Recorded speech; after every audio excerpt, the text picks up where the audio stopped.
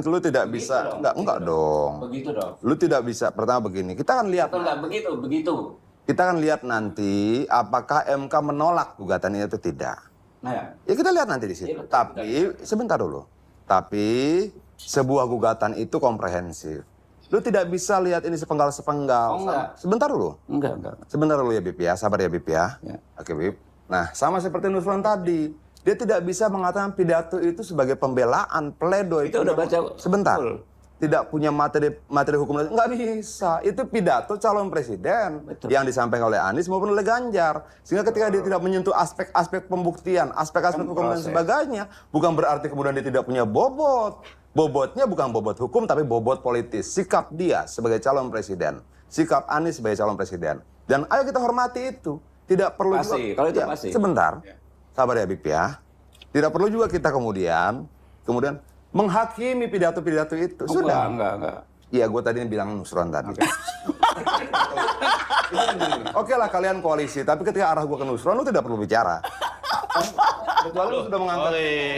Kalau arahnya ke Nusron, tapi kecuali disebut lu namanya sudah mengangkat dia sebagai juru bicara Nusron. Bukan, kan gue ngomong bobot hukum. Iya. Nah kan tadi Berarti kan ini pidato politik. lo bukan tadi itu kan bukan pledoi, tidak ada kaitannya dengan materi hukumnya. Begini. Dia cuma dia pidato mengantarkan gugatan, memasukkan itu. Nah harus dipisahkan. Pidato pengantar dalam suatu majelis, dalam suatu proses persidangan itu adalah materi hukum. Loh ini kan sudah masuk proses persidangan yang pidato. Satu yang tidak terpisahkan, karena itu saya menilai tidak ada bobot hukumnya.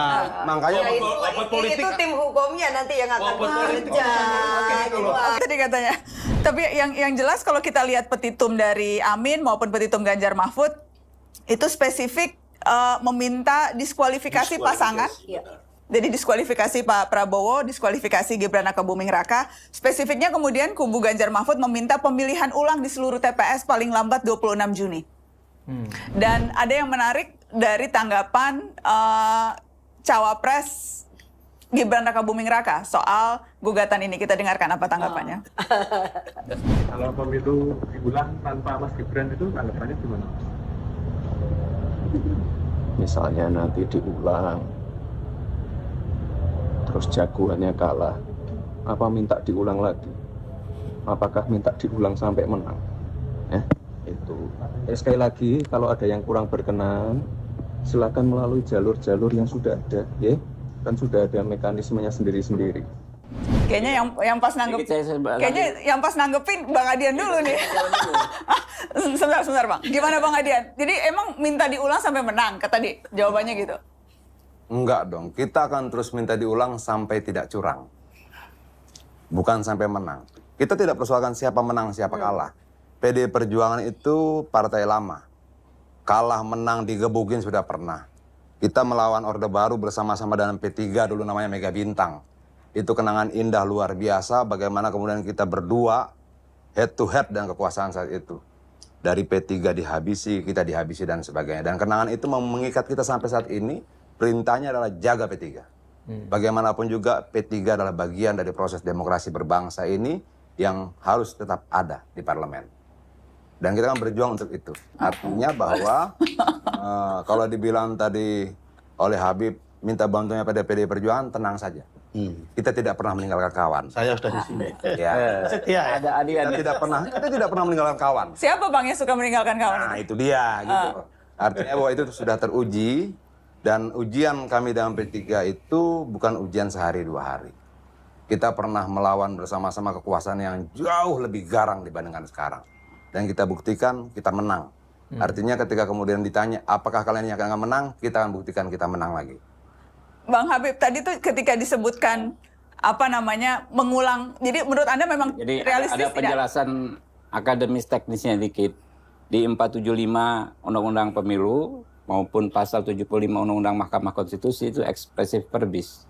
Sengketa ini memang sudah sengketa hasil penghitungan. Makanya saya berkali-kali bilang dimanapun ya kan, soal sengketa proses. Sengketa proses itulah kalau tuntutan diskualifikasi itu adalah amar putusan di sengketa proses. Dan bisa dilakukan, jadi nggak ada kekosongan hukum. Kalau orang bilang kan, Mahkamah Konstitusi sebagai penjaga konstitusi seharusnya mengambil inisiatif, membuat terobosan. Terobosan itu yang namanya terobosan sudah ada di Undang-Undang 7 tahun 2017. Makanya berbeda referensi kita. Dalam hukum itu kan kalau kita mengkomparasi itu kan harus yang pas, persis, yang sempurna, gradasi komparasinya yang sempurna.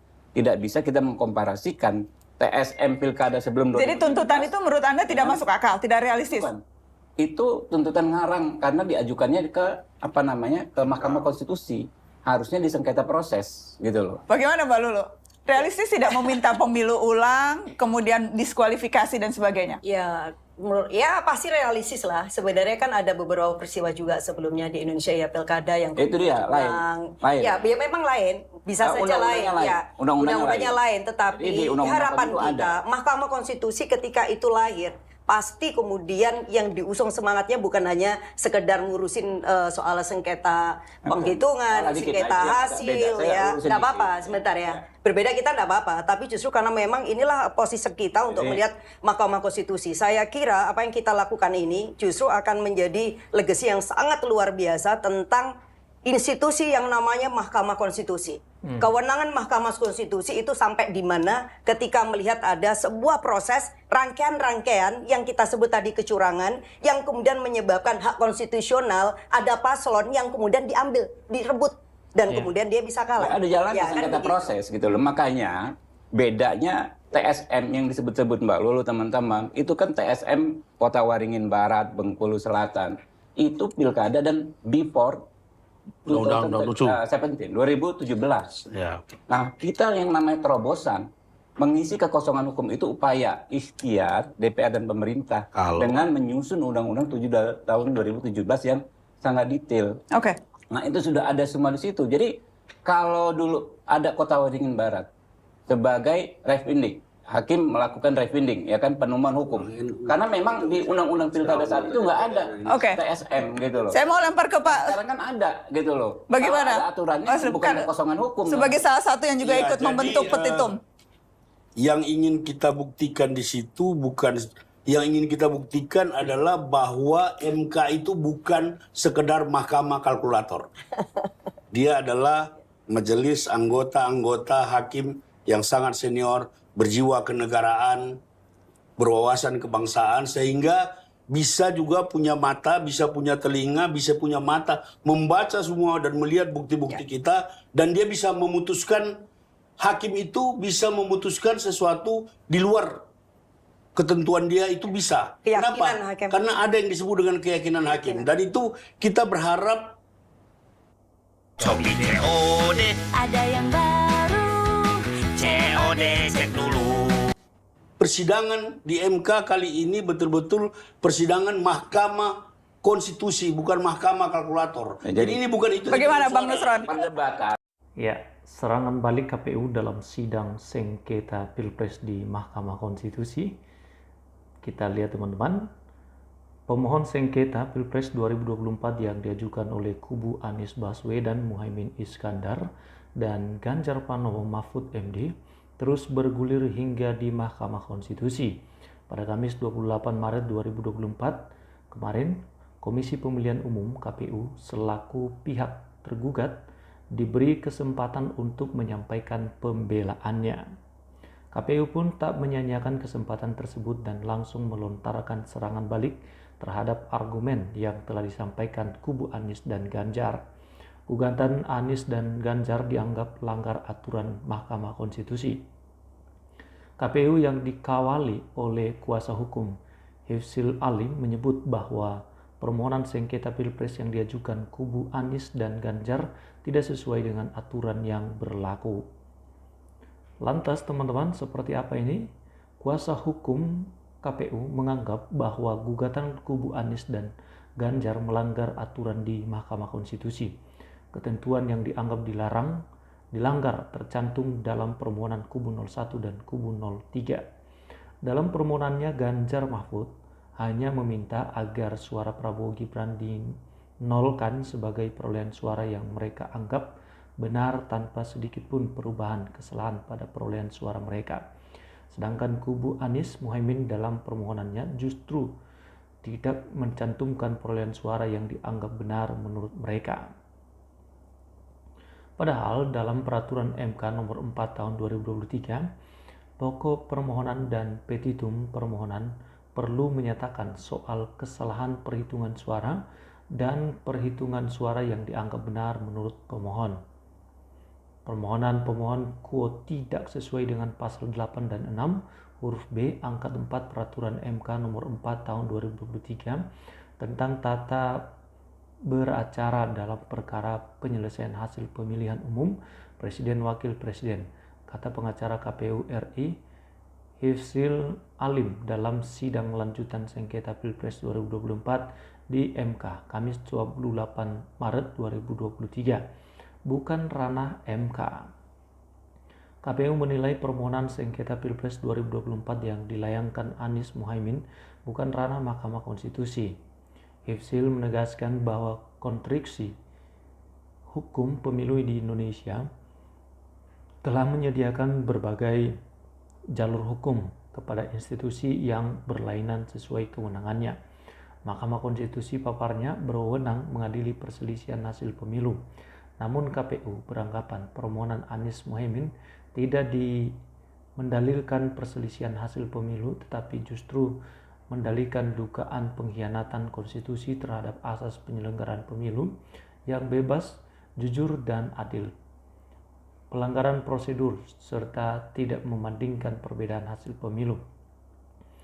Oleh karena itu, Hifzil mengatakan permohonan itu bukan materi yang dapat diputus MK karena bersifat kabur dan tidak jelas mendalilkan perselisihan hasil pemilu. Permohonan pemohon harus ditolak atau sekurang-kurangnya tidak dapat diterima, kata dia.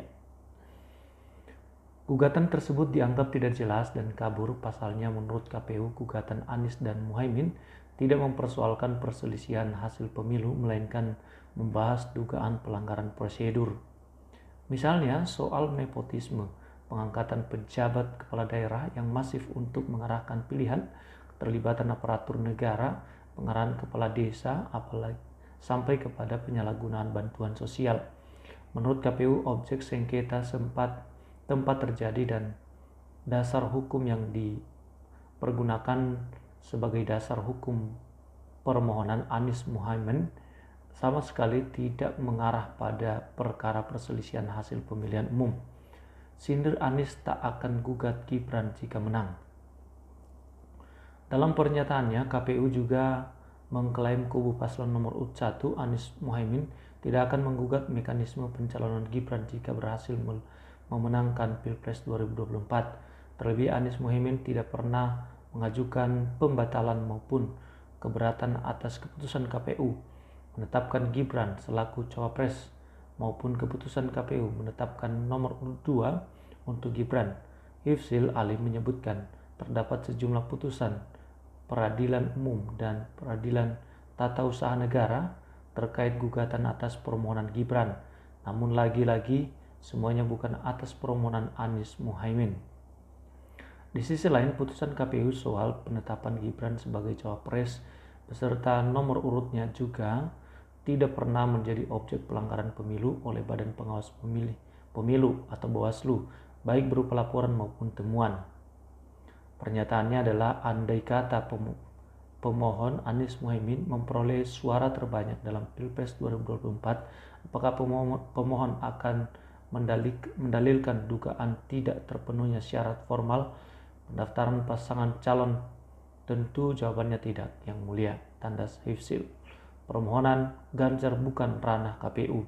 Sedangkan dalam pernyataan untuk kubu Ganjar Mahfud MD, KPU mengaku angkat tangan soal dalil-dalil permohonan sengketa Pilpres 2024 dari kubu paslon 3 sepanjang berkaitan dengan campur tangan Presiden Jokowi mengerahkan sumber daya negara untuk membantu memenangkan Prabowo Gibran.